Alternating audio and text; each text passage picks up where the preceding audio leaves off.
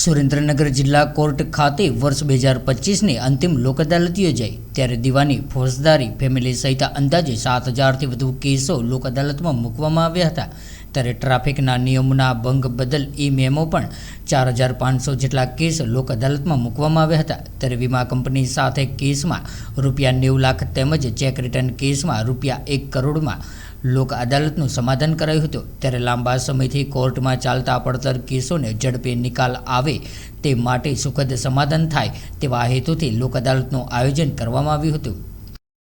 ગુજરાત રાજ્યમાં national legal service authority supreme court નામદાર supreme court દિલ્હીના આદેશથી 2025ની છેલ્લી લોક અદાલતનું આયોજન સુરેન્દ્રનગર જિલ્લામાં કરવામાં આવેલ છે અને આ લોક અદાલતમાં પેન્ડિંગ કેસો પૈકી આશરે 7,000 કેસો લોક અદાલતમાં રાખવામાં આવેલ છે અને ટ્રાફિક મેમો ચલણના 4500 કેસો લોક અદાલતમાં મૂકવામાં આવેલ છે।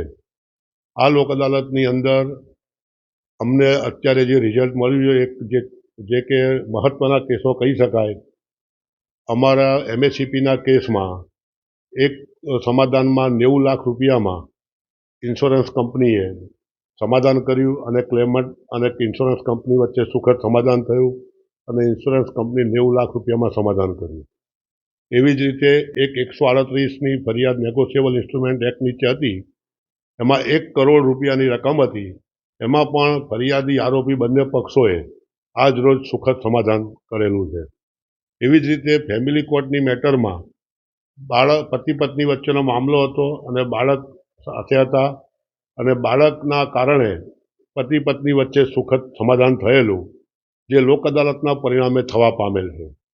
આ લોક અદાલતને આભારી છે કે આવા ગૂંચવાડાવાળા કેસો જે ન્યાયિક પ્રક્રિયામાં વિલંબમાં પણ મુકાય છે અને બંને પક્ષકારોને લાંબા સમય સુધી રાહ જોવી પડે છે, જ્યારે આ લોક અદાલતના કારણે જે કન્સિલેટરો હોય એ બંને પક્ષોને સમજાવીને આવા લડાયક કેસોમાં પણ સુખદ સમાધાન થઈ રહ્યું છે। એ લોક અદાલતની સૌથી મોટી કામયાબી છે અને આ લોક અદાલતથી સૌથી મોટો ફાયદો એ કે બંને પક્ષકારોને વિન વિનની સિચ્યુએશન હોય છે, કોઈ હાર નહીં, કોઈ જીત નહીં। સામાન્ય કેસમાં જ્યારે ન્યાયિક પ્રક્રિયામાંથી કેસ પસાર થાય અને એનું પરિણામ આવે ત્યારે એક પક્ષકાર જીતે છે અને એક પક્ષકાર હારે છે, જ્યારે લોક અદાલત જ એક એવી પ્રક્રિયા છે જેમાં કોઈની હાર નહીં, કોઈની જીત નહીં, બંને વિન વિન, બંને હસતા મોઢે કોર્ટમાંથી સુખરૂપ રીતે નિકાલ કરીને જતા હોય છે, જે લોક અદાલતનું ખૂબ જ મહત્વનું પાસું છે। અને સૌથી મોટો ફાયદો લોક અદાલતનો એ કે આમાં પક્ષકારોએ એક પણ રૂપિયાનો ખર્ચ થતો નથી। કન્સિલેટરો પક્ષકારોને સમજાવવામાં મદદરૂપ બને છે, એ લોકોને વિકલ્પો આપે છે કે જે ચાલુ કોર્ટમાં શક્ય નથી હોતું, ત્યારે લોક અદાલતમાં મુક્ત રીતે બંને પક્ષકારો પોતાની વેદના કહી શકે છે અને જેને ગુણદોષ ઉપર અસર કર્યા વગર ચર્ચા કરવાની હોય છે। જે સમાધાનમાં જે ચર્ચા થાય એ ચર્ચા કેસને અસર કરતી હોતી નથી। જ્યારે ચાલુ કોર્ટમાં જ્યારે સમાધાનની વાત થાય ત્યારે બંને પક્ષકારને એમ ડર હોય કે કંઈક સાચી વસ્તુ કહીશ તો મારા કેસને અસર થશે, એટલે જે એમનો અંદરનો જે મૂળ જેમનું જે તકરાર હોય છે એ તકરાર લોક અદાલતના માધ્યમથી કે જેને કેસ સાથે કંઈ ગુણદોષ ઉપર જવાનું નથી એ બંને પક્ષકારો ખુલ્લા દિલથી કહી શકે છે અને તેની ચર્ચા કરવાથી એ લોકોના ખરેખર જે સાચું જે દુઃખ કહેવાય કે સાચી તકરાર કહેવાય એનો અંત આવે છે। એટલે લોક અદાલતનું માધ્યમ આના માટે પક્ષકારો માટે ખૂબ જ સુખદ હોય છે।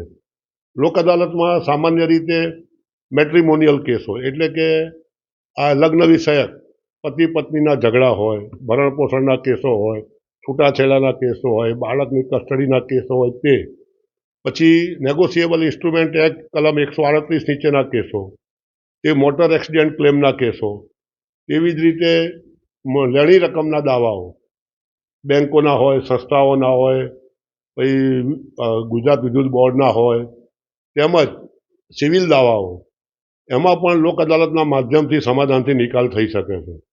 અને સૌથી મોટો ફાયદો એ કે સિવિલ દાવામાં જે કોર્ટ ડ્યુટી ભરવી પડતી હોય છે એ લોક અદાલતમાં સમાધાન થાય એટલે જે સ્ટેમ્પ ડ્યુટી હોય એમાં પક્ષકારને રિફંડ આપવામાં આવે છે. જ્યારે હાર જીત થાય એમાં રિફંડ આપવામાં આવતું નથી. જો ન્યાયિક પ્રક્રિયાથી કેસનો નિકાલ થાય એમાં રિફંડમાં 1 રૂપિયો મળે નહીં. જ્યારે લોક અદાલતથી નિકાલ થાય તો એને જે સ્ટેમ્પ ડ્યુટી ભરી હોય એ પક્ષકારને પરત મળે છે. એવી જ રીતે 138 નેગોશિયેબલ ઇન્સ્ટ્રુમેન્ટ એક્ટ નીચેના કેસોમાં આમ સામાન્ય રીતે 20% મિનિમમ પેનલ્ટીની જોગવાઈ છે. જ્યારે લોક અદાલતથી નિકાલ થાય તેમાં કોર્ટને વિવેક બુદ્ધિ અનુસાર દંડ કરવાની સત્તા આપેલી છે. જેથી અંતે તો લોક અદાલતથી બંને પક્ષકારોને જ ફાયદો થાય છે, જે ફાયદો ન્યાયિક પ્રક્રિયા ચાલે એમાં થતો નથી. જેથી આ લોક અદાલતના માધ્યમનો ઉપયોગ પક્ષકારો વધુને વધુ કરે તો ખૂબ જ સારું પરિણામ આમાં મળી શકે અને સામાજિક વ્યવસ્થાના ભાગરૂપે કાયમી તકરારનો ઉકેલ આવે. સામાન્ય સંજોગોમાં જે કેસો ચાલે છે એમાં સમયની પણ લાંબો સમય જાય, ખર્ચો પણ ખૂબ થાય, અપીલો પણ થાય અને એનો અંત આવતા ઘણો સમય લાગે. જ્યારે લોક અદાલતથી નિકાલ થાય પછી અને અપીલ કરવાનો મોકો રહેતો નથી. કેસનો અંત કાયમી ધોરણે આવે છે. લોક અદાલતનો સૌથી મોટો ફાયદો આ જ છે કે રિફંડ મળે છે, કાયમી ઉકેલ આવે છે અને પક્ષકારો વિન વિન સિચ્યુએશનમાં હસતા મોઢે કોર્ટમાંથી વિદાય લે છે.